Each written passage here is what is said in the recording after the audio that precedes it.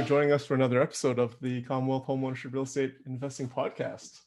Gentlemen, it's a pleasure to be invited back, and I just can't wait to chat with you guys about some more real estate stuff. Thanks for having me. I'm broadcasting from the Vancouver office today.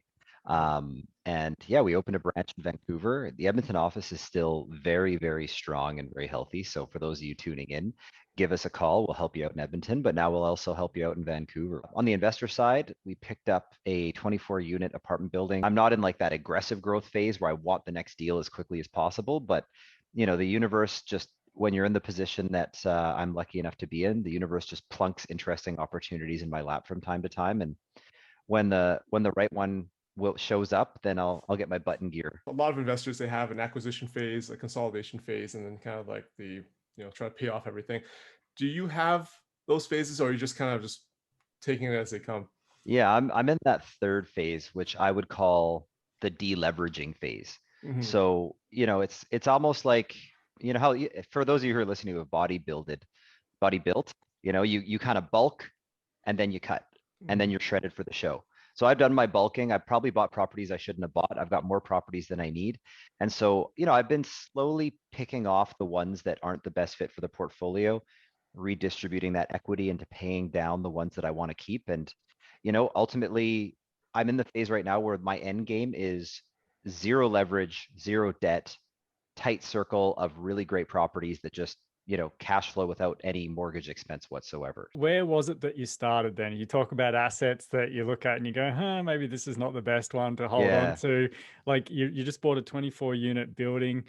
Did you start in commercial? Was it more in the residential side? It was residential, my start. Yeah, first house I bought, I basically bought a frat house, and it was me and my buddies living in the house. They were paying the rent. I got to live for free. Rolled that into buying another house, rented that house to more buddies, and the houses were up the street from each other. So it was a good setup for a bunch of guys in their mid-20s, I'll tell you that much. And we terrorized the block for a couple of years there. The trap I got into is before I really got any serious real estate education, I was a price investor, not a value investor. And so, I analyzed properties on paper in sketchy parts of town where the cash flow on paper was sky high, without anybody taking me under their wing and saying, just because the cash flow might look high on paper, but by the time you deal with high tenant turnover, high repairs and maintenance, tenant headaches, vacancies, this cash flow number that you're hoping for on paper is probably not going to exist in reality. What do you look for now, as opposed to just being a price investor? Like, what do you look for in value? Yeah, number one's location. And probably like triple location. I'm very, very into location. And one of the things I have learned getting into the Vancouver market is like lot size matters in a big way. And in Calgary and Edmonton, we don't really realize how important that is. In Edmonton, I own a lot of great pieces of land, or a lot of properties on great pieces of land now that'll make sense in 20, 30 years to redevelop. There's something called an FSR, which basically is a multiplier that tells you how, based on the size of the lot, how big of a building can you build on that lot. So like having a lot that's 10 feet deeper, or having a lot that's 2 or 3 feet wider, I mean, when it doesn't matter when you have an old bungalow on it, but in 20 years, when you go to redevelop a townhouse complex or a small multifamily, well, that could mean an extra 500, 700 square feet, which is the size of a suite. And so like those little squeaks of land, those little slivers of extra lot size are worth hundreds of thousands of dollars of development potential in Vancouver. And as that land becomes developable in Edmonton, that extra little bit of land value, that lot being that extra little bit bigger, means a huge, huge deal when it comes to developable potential. The property that we just acquired, the 24-suiter, it's got 2 apartment buildings on about 3/4 of an acre. And there's like a courtyard between the 2 buildings that's basically big enough to build another building. It doesn't make dollars and cents to build another building there now, but again, when we go to potentially redevelop the site in the future, we're going to have so much more space to build a bigger floor plate and more suites. Perspective cash flow is the name of the game. I mean, we're all cash flow investors. We want to buy it. We want to make cash flow. But in Vancouver, I mean, we sold a condo the other day where the purchaser of that condo, it was like a $750,000 condo, which by Edmonton or Calgary standards, you're like, oh, that sounds like a pretty big, luxurious condo. But when you keep in mind, things are at like 1,100 a foot. That was like a 1-bedroom, 1-bathroom downtown, high-rise condominium. So as a furnished rental, that thing's gonna lose that person $800 a month. And for them, they're like, okay, I think this $750,000 condo is going to be worth $850 within the next 2 or 3 years. So if I'm losing $7,200 a year for 3 years, I'm investing $21,000 in negative cash flow for a $100,000 gain. When they say there's not any more land out here, it's really true. Like, it's not like Edmonton and Calgary where it's like these concentric rings of new houses in the burbs that are pushing out into farmland. When you're flying into Vancouver, you look out of the plane window and you're like, oh yeah, there's lots of little farms down there. But like those farms are not going anywhere. In terms of your real estate, like how did you get to the multifamily stage from going from single residential? It was I would say a leap of faith maybe was the right word for it. Like when I was in my early 20s, I thought 30 by 30 sounded like a pretty catchy goal to set for myself. So I wanted to own 30 houses by the time I was 30. And I got pretty close, but by the time I hit house 23 or 24, I was just about 30 and I said, you know what? I don't want 7 more houses. I want to try multifamily. So, just pivoted, started asking questions. The way that I learn is conversationally. So taking multifamily realtors, multifamily mortgage brokers, realtor or lawyers, appraisers, like anybody that touches multifamily, I'm just take them out for coffee, take them out for lunch, and just pick their brain for an hour. And my personal process when it comes to learning stuff like that is I'm very, very focused. So like I'll come in with a question list ahead of time and then just like, okay, I'm going to get the most out of this hour. I have 20 questions I want to ask you. Let's do this. As opposed to like, hey, I'm going to pick your brain. So tell me about multifamily. Like you'll get some information, but and then as I evolve into learning stuff, it's like there are some questions where if you ask 20 people, you get 20 different answers. Those are the it depends questions. Mhm. A lot of those are accounting questions. But there are some questions where like the answer is the answer. Like how does a cap rate work? You only need to ask that question one time. So, I just kind of rewrite my question list every time as I learn which questions depend on certain variables and which questions have pretty black and white answers. And one of the multifamily mortgage brokers I met, he was pretty keen on buying multifamily and we decided, hey, let's partner up, you and I think we could make a good team. And, within a month and a half, he found a building saying like, hey, I think these numbers work, approach it. And so we made a pro forma and, based on my network, I just started doing the JV hustle, raised the capital and bought it. And then it just snowballed from there. So James, is that something that you had done previously, the joint venture side of things? Yeah, it definitely was. I mean, all the joint ventures I had done were in personal names, one-to-one joint ventures up until that point. So like, very, very, very classic style joint venture that gets taught tons of different places where it's like one partner, one house, you go 50-50 on it, working partner, money partner, they put in the money, they get the mortgage, away you go. Repeat, repeat, repeat. There were some partners I got multiple houses with, some partners were one-offs. And then, so I was very familiar with the pitch. And then, one of the things that I was very, very thoughtful with is I deal with so many investor clients as a realtor that anytime, I always ask as part of the relationship build, like, oh, if you saw the right deal, would you be interested in partnering in on it? Anybody who said yes, put a little asterisk beside their name. And then when I have a deal, I just flip through all the asterisks and give them a call. Yeah, I think it's super important for anyone starting out to realize that joint ventures are still just a tried and tested way of building a portfolio to eventually end up buying a 24 unit building. Of course. I mean, it's not just a real estate thing. All types of businesses are built on business partnerships. I mean, you hear the term angel investor or venture capitalist. All angel investors and venture capitalists are the money partners in all kinds of different businesses. Like it's, I mean, in real estate, when you go to your first real estate conference and hear the term joint venture, you're like, ooh, that sounds advanced and interesting and fascinating and sexy. And then as you get to learn about the business of business, it's just, that's kind of how business works. How did you structure that deal, that first deal, James? In retrospect, I wish I had raised less capital or had fewer partners, I should say. We didn't have a lot of confidence. We only needed 200K. It was a $1.2 million building. We needed $200,000. And because of after repair, it was a crappy building. So there's a renovation portion of the business plan. The bank was willing to finance the cost of the renovation to get the rents up. That was the gig. So we only needed 200K. And we decided, okay, 200K feels like a lot of money. So let's divide this up into 4 $50,000 chunks and get 4 partners in play.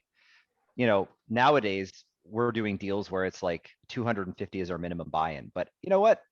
at that baby step phase, it felt like 4 partners at 50 was the right amount to ask for. And sure enough, that was what happened. Is it still the 50-50 with the managing partner, money partner deal when it comes to The short answer to multifamily? the short answer to your question is yes. Same exact high level structure. Okay. The difference is a corporation needed to own the building as opposed to an individual. Okay. So we incorporated, and then instead of a joint venture agreement, you have what's called a unanimous shareholders agreement.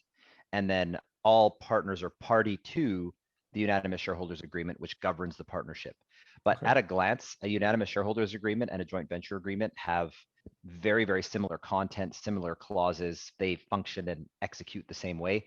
It's just one applies to corporations, one applies to individual entities doing business together. What is your opinion on LLCs, limited liability corps, when it comes to a commercial deal?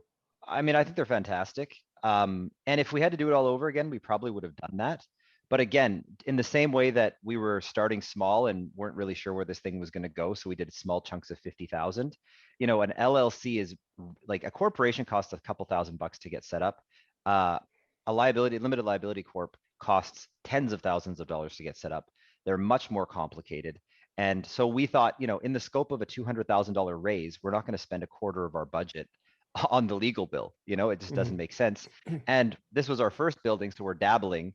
We didn't think, okay, we're going to raise millions and millions of dollars and buy a couple dozen buildings like that. You know, we were just a couple of go-getters in our late 20s buying an apartment building, kind of seeing what would work. So I think LLC is a great structure. It's good if you're going to go big. So, you know, if there's somebody out there listening where you've got a couple of $1 million in play, you've got a couple of colleagues with a couple $1 million in play, and you have the confidence and business plan in place to, like, you know, do a several $1 million raise and approach a couple of $10 million worth of asset, perfect structure for that.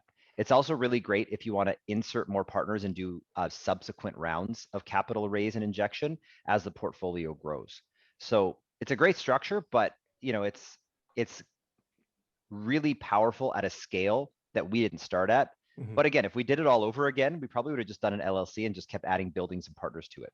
But as it stands, we've got a couple of different partnerships with different buildings in each partnership.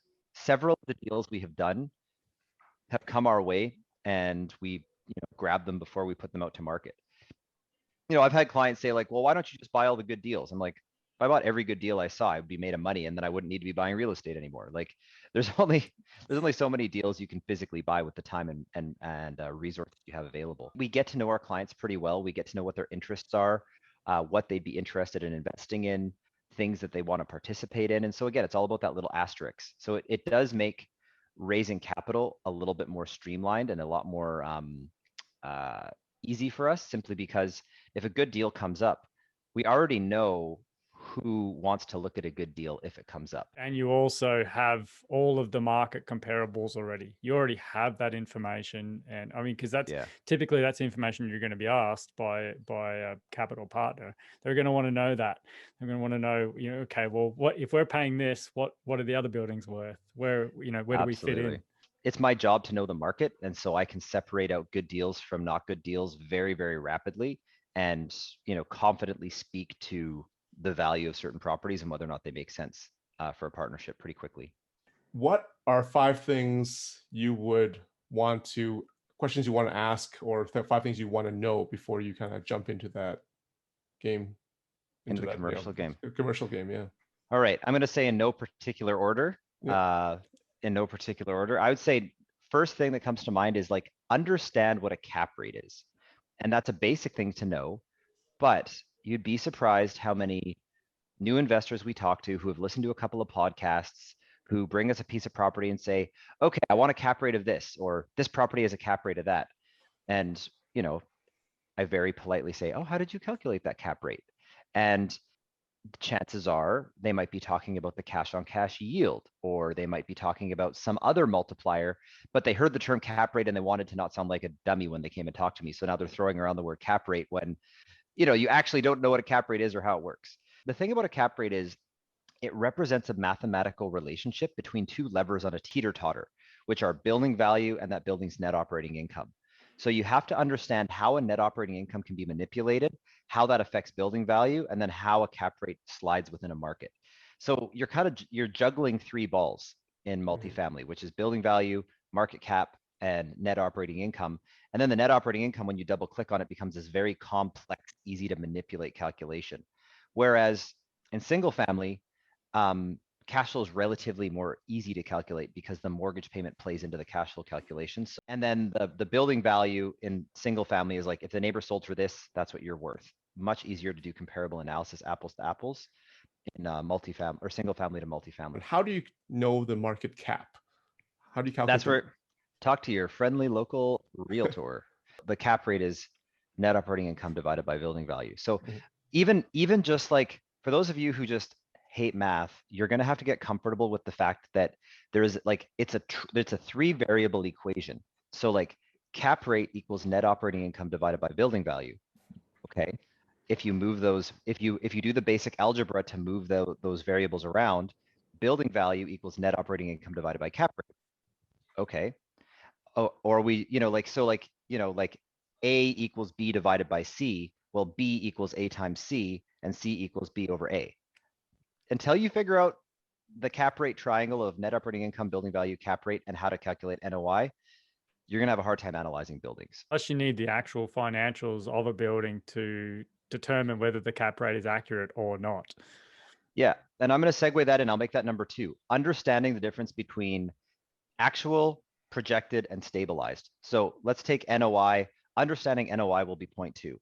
Actual is how the building is performing right now based on the financials from the last couple of years. Then you'll get a word called stabilized, which means, well, the current owner is cutting corners and under renting it, and they spent too much on plumbing, but the building really should be at this. So this is what you'll get for the building. So like the real NOI should be higher, therefore you should pay more for the building. As a buyer, you're going to say, well, no, the building's performing what the financials say it's performing at, so I want to pay less. And then a lot of realtors will say projected, saying, oh, the market's growing. So while I know the numbers look bad right now, once you stabilize the building and the market grows, this is the projected value of the building. So therefore you should pay more for it. So being able to understand, ask, analyze, and do your due diligence on where is the actual, what is the stabilized, what is the projected, and where is the gap in between. Learning how to do that dig. That's number 2. And then we'll circle it back into number 1. Once you've done that dig, how to flow that net operating income that comes out of that dig into the cap rate calculation. Number 3, understanding how commercial financing works. So in residential financing, you get a $500,000 place, 20% down to 100K, bing, bang, boom. That's the interest rate, call it a day. Not that complicated. In commercial, and the reason this will be number 3 is because you have to understand number 1 to understand number 3. Different lenders are going to lend at different cap rates. So bank 1 might say, we feel like we're going to lend on this building be at a 5.5 cap. Bank number 2 might say, no, we think this building is riskier. We're only going to lend at a 5.75 cap. Bank number 3 might say, well, we'll lend at a 5 cap, but we want more percentage down. The cap rate that they're willing to lend at, what percentage down payment they want, the length of amortization that they're going to give you, the term they're going to give you, and the interest rate they're going to give you are all variable based on that bank's perception of the risk in the building that you're buying. That's a lot. Okay, so in number 1, you have to do a mathematical juggle between 3 variables. In number 3, now you've got like 4 or 5 levers that, like, okay, down payment goes down. Ooh, I really like the idea of putting 15% down. But then cap rate goes up. So now you're buying the building. So now the bank's funding you at less than your purchase price. So even though you're putting 15% down of the bank's perceived value, you have to fill that $100,000 gap between the bank's value and what you're paying. There are like weekend long courses that go over what I'm trying to cover in like 2 minutes. Number 4? Number 4. 4 now, yeah, 4. What to look for when you're going through the building. So when you buy a single family building, usually it's like sometimes they're tenanted, usually they're not. You're just looking at the physical condition of the building and asking yourself, how will this rent? When you buy a multifamily asset, the tenant in place is basically like another fixture in the building. So you really have to be able to look at who's living in the building and assign a value to that. Not all tenants treat the property equally. So somebody who has the place in tip-top shape, has never been late on the rent, and their suite looks amazing and everything's in a great state of repair, versus a suite that's full of junk, smells like cigarette smoke, the person's late every other month, and they give you a dirty look just for being in the building. Those two tenants, both of them come with the building. They're part of the purchase, and they form part of your valuation of perception of value in the building. Knowing how to assign value to the tenancies or the value of the lease agreements as you go suite by suite by suite by suite. 90% of the time you're buying a vacant building, you get to pick your tenant. In multifamily, it's coming with the people that are there. And if you've got a few bad apples, you're getting a double whammy because you've got bad apples making the building worse, scaring away the good tenants. And now you have vacancies over here that are bleeding cash because good tenants left. And you're spending money, time, and headache trying to get rid of bad tenants who aren't paying rent potentially. So now it's like a double vacancy and a pending renovation. And number 5, I'm going to go back to my number 1 criteria, which is be very mindful of locations. You can buy the best building in a location that sucks and make no money, and you can buy a garbage building in a location that's on the up and up and look like a genius. One of the things that I have learned time and time and time again in real estate is that real estate is a market-driven asset, and anything that's cheap is cheap for a reason. Similar to the comments we just made about like, know what you're getting yourself into. Yeah. Residential versus commercial is the same thing. Like they both have pros and cons. You know, I mean, you guys have built a really lovely portfolio of residential assets that's doing great. And like nothing sucks about that portfolio. Well, I'm sure there's some challenges, but one of the biggest advantages of commercial is because of all of this math that I described that you have to get your head wrapped around. If you get a mastery of that math, you can create huge swings of wealth and value in the building very, very quickly by just understanding where to alter the spreadsheet with very minimal force put in. So if you can get a mastery of manipulating those variables, you know, you always hear these stories of like, oh, I bought the building for $1 million and repositioned it and then it was worth $2 million and I pulled out $500,000. Like that stuff actually does happen. And that's because people understand the math of how those variables fit together. If you have $1 million of cash, you can buy 10 $500,000 houses at 20% down, $100,000 down payment per house. Or you could buy one $5 million building at 20% down. That one building is not going to be 10 times more work than the 10 houses. In fact, it's going to be significantly less work than the 10 houses. When you start thinking about your property, not only in terms of return on investment, but in terms of return on time, you get much, much more efficient use of your capital in terms of the hours you have in a day, a week, a month, a year, and can create more wealth with less time invested if you have that higher level of capital to play with, which is one of the reasons I like multifamily, because now that we're confident enough to be raising larger dollar values of capital from our investors, it's easier to place more capital more quickly with less time invested. What's your perspective on the liquidity side? So where you have one building versus 10 houses, if you have the 10 houses, you can sell 2 right away if you want to and still keep 8. Of course.